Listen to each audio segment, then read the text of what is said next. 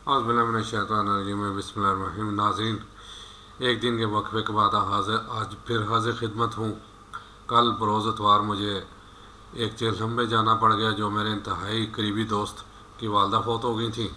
उनका चेलम था, तो ज़ाहिर है दुनियादारी जाना पड़ता है। पहले तो सब मैं अपने नाज़रीन को रिक्वेस्ट करता हूँ कि उसकी वालदा के लिए खुसूसी दुआ करें, अपने दुआओं में याद रखें। और फिर इस वीडियो को अगर अच्छी लगे तो मुनासिब समझें तो कमेंट्स बॉक्स में जाके कमेंट्स दें। और नए आने वालों के लिए खुश आमदीद, वेलकम। और साथ रिक्वेस्ट कि मेरी इस वीडियो को देखकर अगर अच्छी लगे तो कमेंट्स बॉक्स में जाके ज़रूर कमेंट्स कीजिएगा। नाज़रीन, आज की वीडियो इन मुल्की हालात पे तकरीबन और बताने की ये कोशिश करूँगा कि हमारे अशराफिया बदमाशिया कैसे अमेरिका की जाल में फंस के वो आगे हमें भी खिलौना बना रही है, और हम पिछले 75 सालों से खिलौना बन रहे हैं अपनी मर्ज़ी से।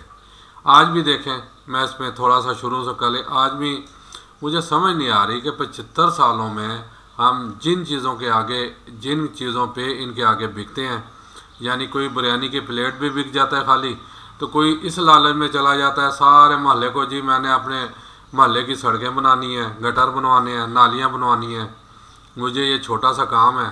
तो वो तो हमारी जूतियाँ ही हमारा सर, हमारी पैसे उनके पास पड़े होते हैं, वो कर देते हैं। हमारे वो वोट एक किस्म की हम बिकाऊ माल हो जाते हैं, हम अपने वोट उनके आगे बेचते हैं। फिर किस मुंह से हम बाद में जाके उनका गिरबान पकड़ सकते हैं? क्या पकड़ सकते हैं कि जनाब आपने मुल्क दांव पे लगा दिया, ये कर दिया? वो तो साहब कहेंगे जनाब आप तो हमें वोट दे के गए थे, इस शर्त में हम आपकी नाली बना दें, गटर बना दें, सड़क बना दें। वो हमने बना दी, अब जाएँ शाबाश, फारग हैं आप, वरना लितर मार के यहाँ से निकालेंगे। ये मैं आईना दिखा रहा हूँ इंतहाई माज के साथ, उसमें मैं भी शामिल हूँ। शायद अगले 75 साल भी हम यही करते रहेंगे। अपनी बुनियादी ज़रूरत, अपने हक़ को नहीं यानी पहचानते भी हैं, फिर भी पता नहीं क्यों अपना हक़ लेने से डरते हैं और उसकी बारगेनिंग शुरू कर देते हैं। जैसे अब यानी दौरा हो रहा है इलेक्शन का, तो आप जी अपनी सड़कें बनवा लें, अपनी नालियाँ बनवा लें, अपने गटर बनवा लें इससे, और सब कहेंगे जी मियाँ साहब, चौधरी साहब, मलक साहब, वोट साहब आपके हमारा ये काम कर दें। भैया जब तक ये होता रहेगा ना, ये बार्गिंग होती रहेगी। फिर वो बड़े ठीक कर रहे हैं, लूट रहे हैं। किसी का सरे महल है तो किसी का एवन फील्ड में घर है, किसी ने रायवेंड महल बना लिया तो किसी ने बनीगाला बना लिया, किसी ने बिलावल हाउस बना लिया, किसी ने वो मुल्तान में। तो वो ठीक करते हैं, वो उसमें कसूर तो हमारा है ना। और फिर वो भी आगे किसी के आगे धूम हिलाते हैं। आज मैं वो भी ज़रा शजर नसब थोड़ा सा बयान करने लगा हूँ कि वो क्या करते हैं। ये मेरे पास एक बहुत ही अच्छी तहरीर आई जी, गद्दार यक्का, यानी यक्का जो है बड़ा अहम होता है, गोल अंडरस्कोर चक्कर, यानी वो भी गोल चक्कर में घूम रहा होता है। तो सुने जी क्या कहते हैं कहने वाला, हम 72 सालों से गोल चक्कर में महवे सफ़र हैं। मीर जाफ़र का पड़पोता सिकंदर मिर्ज़ा लियाकत अली ख़ान का हमराज था। अंदाज़ा करें, मीर जाफ़र को तो गालियाँ निकालते हैं और उसका पड़पोता सिकंदर मिर्ज़ा लियाकत अली ख़ान का हमराज था। कायदे मिल्लत ने हुसैन शहीद सोहरवर्दी को कुत्ता और भारतीय एजेंट कहकर उसे पाकिस्तान के पहले गद्दारी अवार्ड से नवाजा। 2 साल बाद लियाकत अली ख़ान को कायदे मिल्लत से शहीद मिल्लत बना दिया गया। जी ज़ाहिर गोली मार दी गई। ऐसा ज़रबकारी के कातिल का निशान तक मिटा दिया गया। ज़रब वाकई ऐसी ज़रबकारी की थी कि सब निशान मिटा दिए गए, क्योंकि प्लानिंग थी। अयूब खान इसी सिकंदर मिर्ज़ा का दस्ते बाजू था। दोनों ने मिलकर हर सिविलियन वज़ीर आज़म को गद्दार और करप्ट साबित किया। आखिरकार हम यारां बरज़ख ने आइन और जमहूरियत की लकीर ही ख़त्म की। 20 दिन बाद उसी लाडले अयूब खान ने अपने मौसन सिकंदर मिर्ज़ा का तख्ता उल्टा। जैसे को तैसा जी, ऐसे ही होता है। सिकंदर मिर्ज़ा और नाहिद मिर्ज़ा को इंतहाई जलालत के साथ मुल्क बदर किया। सल्तनत बरतानिया उस वक्त भी मातूब लोगों की आखिरी पनागाह थी, जैसे आज भी है जी। मियाँ साहब उधर ही हैं माशाल्लाह, मज़े कर रहे हैं, मौजे लूट रहे हैं। सिकंदर मिर्ज़ा लंदन में इंतहाई कसमपरसी की हालत में मर गया। यहिया खान ने उसकी लाश पाकिस्तान लाने की इजाज़त ना दी। नाहिद मिर्ज़ा के ज़ाती तलकात काम आए और तेहरान में कब्र के लिए 2 गज ज़मीन मिली। यहाँ रहे सिकंदर मिर्ज़ा के मार्शल्ला के नफाज में यहिया खान पेश थे। जिस वक्त फ़िरोज़ खान नून और दीगर जमहूरी रहनुमा अयूबी आमरीत में सियासत से ताहयात नाअहल करार दिए जा रहे थे, उस वक्त नौजवान जुल्फ़िकार अली भुट्टो उसी अयूब खां के काबीना में वजारत का हल्फ उठा रहे थे। यानी उसे पापा कहते थे, यानी बाप, भुट्टो उसे पापा कहते थे। ये तो सबको पता है, ऑन रिकॉर्ड बातें हैं। जिस वक्त मुजीबुर रहमान ज़ेर अताब था, उस वक्त जुल्फ़िकार भुट्टो एक लाडला था। उसने सकूते ढाका के बाद इक़्तिदार संभाला तो सबसे पहले जंगी कैदियों को वापस लाने का एहतमाम किया। जब नैप वाले और दीगर सियासतदान गद्दारी के गहरी खाए में धकेले जा रहे थे, उस वक्त भुट्टो के हुब्बुल वतनी का सूरज निस्बुल नहार पर था। 1973 के आइन मंजूर होने के बाद बलूचिस्तान और सूबा में नेशनल अवामी पार्टी की हुकूमतें बन गईं। KPK सरहद और बलूचिस्तान मुहिब वतन, यानी दोनों में नेशनल अवामी पार्टी की हुकूमतें बन गई ना, बलूचिस्तान और सूबा के सरहद में। मुहिब वतन जुल्फ़िकार अली भुट्टो ने बलूचिस्तान में गद्दार अताउल्लाह मेंगन की हुकूमत ख़त्म की और वहाँ गवर्नर राज नाफिज करके मुहिब वतन अकबर बुगटी को गवर्नर लगाया। उस वक्त बजिंजो, सरदार, खैर बख्श, मरी, मेंगल, अचकजई, वली खां, मौलाना मुफ्ती महमूद समेत सब गद्दार और भारत के एजेंट पर काम कर रहे थे। लेकिन फिर इसी गोल चक्कर में भुट्टो के गद्दार बनने की बारी थी, क्योंकि अब नए मुहिब वतन पैदा किए जा चुके थे। अयूब दौर के वजारत खारजा से लेकर अपने दौर के वजारत उज़्मा तक कुछ भी भुट्टो को तख्तादार पर लटकाने से ना बचा सका। इस वक्त वो न सिर्फ गद्दार और कातिल ठहरे बल्कि उसका ईमान भी मशकूक हो गया। इसलिए मरने के बाद उसके खतने चेक करने पड़े, वक्त का धारा बदला। अब अंदाज़ा करें वाकई उस वक्त के अखबार देख लें, वाकई उनके खतरे चेक किए गए, क्योंकि ये कहा गया कि ये मुसलमान भी नहीं था। यार बस जो आए मुँह में बक दो। आगे आगे गद्दार जाले, पीछे पीछे मुस्लिम लीगी। मुहिब वतनों के बैंड बाजे, IGI बनी नवाज शरीफ नया मुहिब वतन हीरो सामने आया। मुजीबुर रहमान शामी की ज़िंदगी हो या सलाहुद्दीन का तकबीर, हर वक्त कौमी सलामती और हुब्बुल वतनी का दर्स देने लगे। भुट्टो चूँकि सिंध का बेटा था, इसलिए उसके घर के अंदर भी मूसा पैदा करना लाजम था। इस मुकद्दस काम के लिए अल्ताफ़ हुसैन को चुना गया। अंदरूनी सिंध से साईं GM सैयद दोबारा मुहिब वतन करार पाए। जब नवाज शरीफ के भी पर निकल आए और उसने भुट्टो की बेटी के साथ मिसाक जमहूरियत किया, तो जर्नैली मालकों ने इमरान नामी एक नए बछड़े को तख्लीक किया। आज गद्दारी के गोल चक्कर में नवाज शरीफ और उसकी पार्टी आगे आगे, इमरान न्याजी और उसके हवारी ढोल बाजे उठाए पीछे पीछे। अल्ताफ़ हुसैन पर जब ज़िंदगी तंग कर दी गई तो बुगटी ने उसे पनाह दी, लेकिन वही बुगटी उसी अल्ताफ़ हुसैन के इत्तेहादी हुकूमत में मारा गया। जिस भुट्टो और बुगटी के दौर में बलूचिस्तान में फ़ौज कुशी की गई, वो दोनों इसी फ़ौज के हाथों मारे गए। अजीब इत्तेफाक है कि इनके जनाज़ों का मंजर भी एक जैसा था। अल्ताफ़ हुसैन और उसकी जमात मुशर्रफ के दरबार से हुब्बुल वतनी का नया सर्टिफिकेट लेकर गद्दारी के फतवे तकसीम करने लगे। अल्ताफ़ भाई बात बात पर पाक फ़ौज के हक़ में रैलियाँ निकलवाते, एक इशारे पर पूरे शहर को बंद करवाते, लेकिन आखिरकार 3 दहाइयों तक मुकर्रब फरिश्तों के लिए खदमात सर अंजाम देने वाले अल्ताफ़ हुसैन की रिटायरमेंट का वक्त भी आ पहुँचा। आज सल्तनत बरतानिया में गोशा नसीनी की ज़िंदगी गुजार रहा है। इसके करीबी साथी भी उसका नाम लेने से कतराते हैं।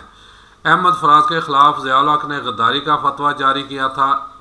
उस वक्त नवाज शरीफ, ख्वाजा सफदर और उनके दीगर साथी इस बयानिए के तर्जमान थे। आज उसी फराज का बेटा मुक़द्दस फरिश्तों का तर्जमान बनकर उसी नवाज शरीफ और उनके साथियों पर गद्दारी के फतवे लगा रहा है। 5th जनरेशन वार वाले लश्करी याद रखें, यहाँ गद्दारी की बारी अपनी बारी पर आती है।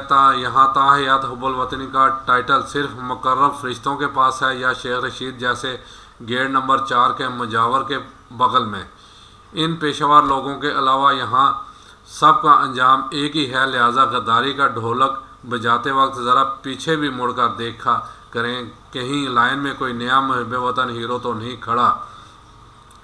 आजकल नगार खाने से तोती की आवाज़ें दो रंगी आ रही हैं, कभी सुर्ख रंग पीपल पार्टी, कभी सब्ज़ रंग नून लीग। याद रखें कि आर्जी तौर पर मकासद पूरे होने तक ही मुहिब वतन गद्दार का पट्टा फिर से नए मुहिब वतन तक पहुंच जाता है। जनाब ये जो है ना बड़ी ज़बरदस्त तहरीर, और ये भी इससे आगे अब मैं बता दूं कि अगला तैयार कर लिया उन्होंने बछड़ा, वो है जी, यानी माहरीन कह रहे हैं, मैं नहीं कह रहा, कि आजकल बड़ी मुलाकातें भी हो रही हैं ऑन रिकॉर्ड, वो हैं बिलावल साहब, यानी न्याजी साहब भी हुकूमत से बाहर कर दिए गए और एक मखलूत आर्जी हुकूमत बनाई गई थी 13 पार्टियों में मुश्तमिल, और उसे भी अब ख़त्म करके यानी कहा जा रहा है निगरान हुकूमत। और जो असल में अब वो तवज्जो का मरकज़ वो बछड़ा बिलावल है, यानी बिलावल पे बादशाह सलामत की शहनशाह साहब की नज़र पड़ गई है, और अब उसे दूध शुद्ध पिला रहे हैं, तैयार कर रहे हैं, थपकी शपकी मार रहे हैं कि जाएं पाकिस्तान में हमारे नए जो अपना ग़ुलाम दर ग़ुलाम जो जाके हमारे हुक्म की तामील करें। ये है जी हमारी तारीख़। इसमें अब एक मजबूत हमारा सतून इस्टेब्लिशमेंट, वो भी ज़ाहिर है आप सब जैसे है वो रोल तो अदा करती है, या तो छोड़ दे ये रोल अदा करना, ठीक है। और बाकी ये सियासतदान कठपुतली बने हुए हैं। मैं हमेशा अपनी पिछली वीडियो में भी ये कहा था कि अपना मसला ये है कि अगर ये हकीकत में मुहिब वतन बन जाए, देखिए सीधी सी बात है, ये लोग मरने से डरते हैं, लेकिन जिस दिन मौत आनी है उस दिन तो आनी है। सब एक जान हो के इस मुल्क को बचाना चाहते हैं तो पार्लियामेंट में नहा धो के आएँ, पिछले गुनाह माफ़ करवा के आएँ, या नई क़यादत आए जो सिर्फ़ अल्लाह की हुकूमत अल्लाह की ज़मीन पर यह नारा लेके आए। जैसे आपने औरतुल गाज़ी ड्रामा देखा, उसमें उनका क्या था कि अल्लाह की हुकूमत अल्लाह की सल्तनत अल्लाह की ज़मीन पर, और इतनी मुश्किलात के बावजूद आखिर उन्होंने 650 साल हुकूमत की, और इन्हीं सब को आगे लगा के रखा, खूब मारा, खूब पैंटा लगाया, धोया, खुदा के लिए एक हकीकी मुसलमान बन जाए, और ये सोचें कि मर गए तो शहीद, ज़िंदा रहे तो गाजी। मकसद हमारा यहाँ इस्लाम का झंडा लहराना है, ना कि अमेरिका और किसी यहूदी लॉबी का। और खुदा के लिए ये पिछलों से इबरत हासिल करें। वाकई वो अमेरिका बहादुर तो वो भी है, अपना सफ़ीर भी जहाज़ में बैठा के ना जहाज़ को तबाह कर देता है, आप समझ ही गए होंगे। ये बेशक ये ना ले गए, ये सारी रिपोर्ट सारे सामने करें ना तो पता लगेगा जनाब पीछे हाथ उनका है, बड़े बड़े जो सरकार है, उसमें पाकिस्तानी भी कई बीच में शामिल। ज़ाहिर है पाकिस्तान में जो बम धमाके होते हैं उनमें होता पाकिस्तानी है, लेकिन उसकी लगामें किसी और के पास होती हैं। वो खुदकुश धमाके है, सारा कुछ उसमें बाहर से तो कोई नहीं आता, यहाँ के बंदे मौजूद होते हैं, लेकिन उसका रिमोट कह लें पीछे उसके आका के हाथ में होता है। तो ये चीज़ें सोचने वाली हैं भैया। अगर पाकिस्तान को बचाना है तो खुदारा फिर जो है ना अपना ये चीज़ें छोड़ दें, एक हो जाए। क्योंकि मैं तो आज भी कहता हूँ ना जुडिशरी सुप्रीम है, ना एस्टेब्लिशमेंट सुप्रीम है, सुप्रीम हमारी पार्लियामेंट है। लेकिन अगर वो इसे सुप्रीम बनाएं तो अगर इसमें गांधी डालें और फिर आगे हमारे जैसे जो ये नालियों गटरों पे अपने वोट जाके बेचेंगे तो फिर कुछ नहीं हो सकता भैया। हमें भी इसका हिसाब देना पड़ेगा। हमें भी जो जाके वोट बेच आते हैं ना एक नाली गटर पे, जनाब हमें भी तैयार है ना लाइन, फिर आजा मोरे बॉलमा तेरा इंतज़ार है। ये ज़हन में रखिएगा, खुदारा अपने वोट को ऐसे ज़ाया ना करें। कोई बात नहीं, 4 दिन अगर ये खड्डे और ये रह जाते हैं, सड़कें नहीं बनती। नबी करीम सल्लल्लाहु अलैहि वसल्लम ने कहाँ सड़कें बनवाई थी? उन्होंने एक कौम तैयार की थी। ये सारी चीज़ें जाके जो फैसिलिटियाँ कुछ शुरू हुई वो हज़रत उमर फ़ारूक रज़ियल्लाहु तआला अन्हु के दौर में शुरू हुई। थोड़ा सा निज़ाम उन्होंने निज़ाम पे भी, क्योंकि फैल गया था बहुत ज़्यादा शहर, तो तवज्जो दी। वरना नबी करीम सल्लल्लाहु अलैहि वसल्लम ने तो एक बेहतरीन कौम तैयार की, और हम भी उसी कौम का हिस्सा हैं। मेरी जान, अगर कुछ जहन में आता है, मेरे जहन में तो आता है भैया, मैं तो अपना वोट नहीं बेचूंगा। मैं तो पहली भी वीडियोस में कहता रहा हूँ, जो इन 8-10 में MPA या MNA जो भी अच्छे होंगे उनमें से कोई अच्छा होगा उसे वोट दूंगा, वरना मैं वोट ज़ाया कर दूंगा। सीधी साफ बात है, सारे कौन कान खोल के सुन लें। मैंने अल्लाह को जवाब देना है, मैंने और किसी को जवाब नहीं देना। मेरी एक अपनी, और फिर 55 का हो गया हूँ जनाब। अब भी अपनी आखिरत की फ़िक्र ना करूँ तो कब करूँगा?